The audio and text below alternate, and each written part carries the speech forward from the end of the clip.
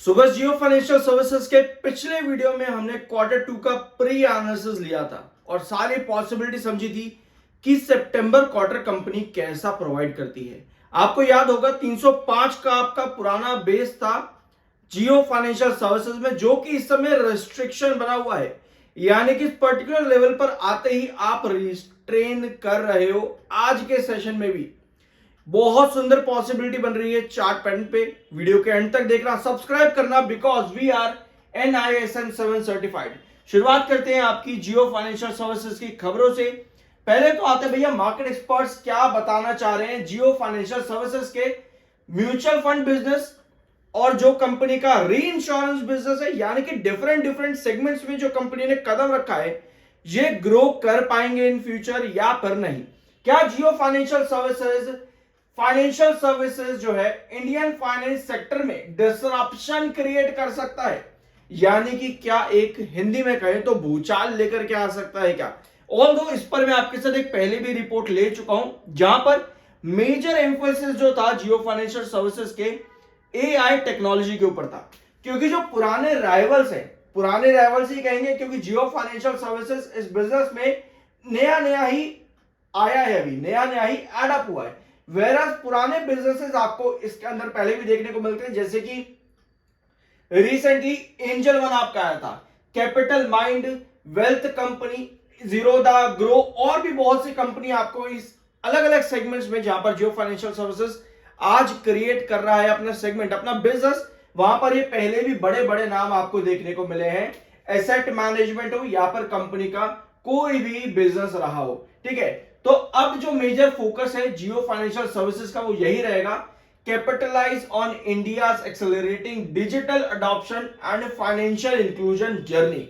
ये कहना है यहां पर ईशांक गुप्ता ऑफ देवेन चौकसी रिसर्च।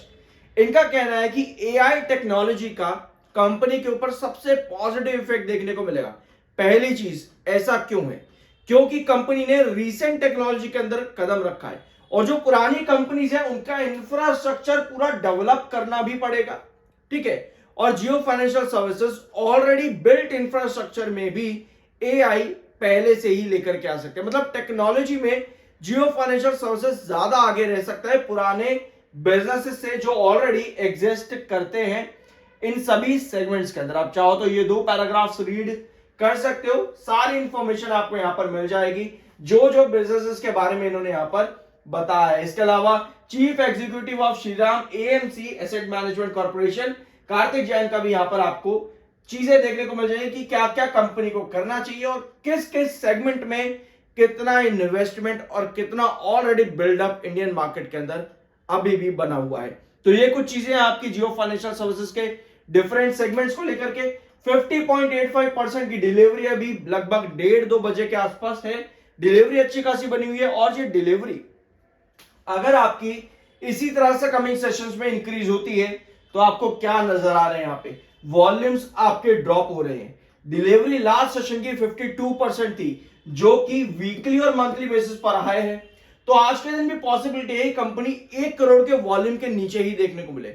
बट अगर डिलीवरी में जंप आता है, मतलब लो वॉल्यूम और हाई डिलीवरी, ये बहुत इंपॉर्टेंट क्राइटेरिया रहेगा, स्पेशली तब जब आप 305 पर रिस्ट्रेन कर रहे हो, ठीक है। टेक्निकल पॉइंट ऑफ व्यू पे इस समय आप न्यूट्रल हो। 52.1 का MFI, 40.4 का RSI, 50 के टेक्निकल पर यूजुअली आपको कंसोलिडेशन फेज देखने को मिलता है और 292 से आप यहां पर ऑन चार्ट वापस रिकवरी ले चुके हो, ठीक है। ये है 292 का आपका इंपॉर्टेंट लेवल जो हम यहां पर काफी टाइम से मार्क करके चल रहे थे।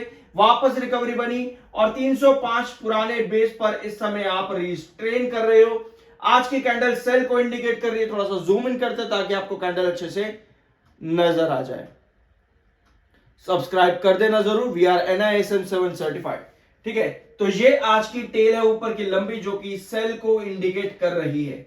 बट भैया पुश तो बना है 305 पे, 305 के पास में पुश तो डेफिनेटली बना। और अगर आप 1 आवर टाइम फ्रेम पर यहां देखोगे, इसको भी जूम इन करते हैं, उसके बाद अपना एजम्पशंस डिस्कस करेंगे कि क्या क्या पॉसिबिलिटी है।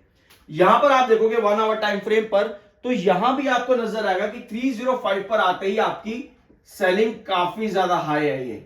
फिर बाद में वापस से डाउन ट्रेंड बना, यानी कि हिट बार बार कर रहा है। आज के सेशन में 305 पर बार बार हिट कर रहा है। मुझे पर्सनली लगता है कि दिन के आखिर में जाते जाते भी 305 पर हिट कर सकता है।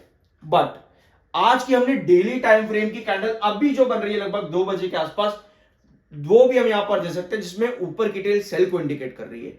ऐसे में 292 जो आपका बेस बना है, क्या हम वापस से सेल ऑफ होकर के 292 पे गिर सकते हैं? क्या पॉसिबिलिटी है? चलो एक आते हैं प्लेन पेज पे, फिर सभी पॉसिबिलिटी को समझते हैं। ठीक है, इस लेवल को हम मार्क करेंगे, जो आपकी यहां पर रेड लाइन बनी हुई है, इसको हम 29 नहीं 305 मार्क कर लेते हैं। ये 305 है, ठीक है। और ये वाला ट्रेंड हम मार्क करते हैं 292 का, जो कि आपका इंपॉर्टेंट बेस था। आपको याद होगा लगभग काफी लंबे टाइम से हम इसको डिस्कस भी कर रहे थे। उसके बाद आते हैं आपके अगले ट्रेंड पे, बीच में आता है 296 का ट्रेंड।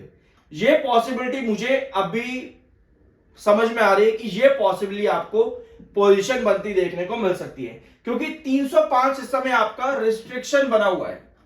305 आपका रिस्ट्रिक्शन बना हुआ है। आप 292 से रिकवर अच्छा हो गए हो यहां पे, ठीक है। रिस्ट्रेन करता है, वापस से सेल ऑफ होता है, तो मुझे पर्सनली लगता है कि 296 से आपको एक अच्छी रिकवरी देखने को मिल सकती है। तो आपकी नजर में अभी 305 रिस्ट्रिक्शन है। ये ब्रेकआउट कैसे होगा? पहले तो यहां पर ये समझो कि मान लेते हैं 305 आपका रिस्ट्रिक्शन है और यहां से सेल ऑफ नहीं आता है, यहां से सेल ऑफ नहीं आता, तो ऐसी कंडीशन पर आपको चाहिए होगा एक ब्रेकआउट, सस्टेनेबल ब्रेकआउट, कुछ इस तरह का।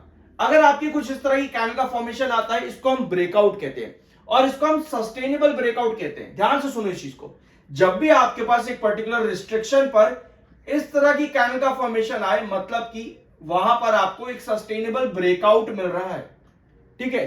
फिर उसके बाद आपकी वापस से इस तरह की कैंडल नहीं बननी चाहिए, ये कैंडल आपकी वापस से नहीं बननी चाहिए। अगर वो बन जाती है, फिर आप वापस नीचे गिरोगे। तो हमें पॉसिबिलिटी समझना, हमें कैंडल का फॉर्मेशन समझना है। ये कैंडल आपके पास फॉर्मेशन होती है, उसके बाद एक और ग्रीन कैंडल फॉर्मेशन होती है, तो वहां पे बेस बना करके फिर से ब्रेकआउट देगा। मतलब 305 पर आपने क्या किया? ब्रेकआउट और सस्टेन किया। 305 के ऊपर आप गए, ब्रेकआउट और सस्टेन कर गया, फिर आपका ब्रेकआउट फर्दर कंटिन्यू होगा। ये एक पॉसिबिलिटी है कि आप बहुत ज्यादा ऑप्टिमिस्टिक हो कि भैया 296 की पॉसिबिलिटी आपको चाहिए ही नहीं। ये पॉसिबिलिटी नहीं चाहिए कि भैया 305 पर रिस्ट्रेन होकर के वापस नीचे आए, फिर 296 से हिट होकर के वापस पॉसिबिलिटी ऊपर लेके चले। तो अगर आपको ये नहीं चाहिए, तो आपको एक सस्टेनेबल कैंडल चाहिए होगी 305 के रिस्ट्रिक्शन पर। थोड़ा आपको लगेगा कि कंफ्यूजन सा लगेगा थोड़ा सा कि क्या क्या चीजें हमने डिस्कस करी हैं। एक बार रिपीट करके देखना, 2 मिनट से ज्यादा नहीं लगेंगे आपको, 2 मिनट से ज्यादा नहीं लगेंगे। रिपीट करके सिर्फ इतने ही पार्ट को देख लेना जो अभी हमने ब्लैंक स्क्रीन पर डिस्कस किया है। बहुत सी चीजें आपके सामने खुल करके आ जाएंगी। बाय सेल की कोई रिकमेंडेशन नहीं हो, आपकी अपनी मर्जी होनी चाहिए। आई होप कि वीडियो आपको पसंद आया होगा। वी आर NISM 7 सर्टिफाइड, तो सब्सक्राइब के बिना मत जाना।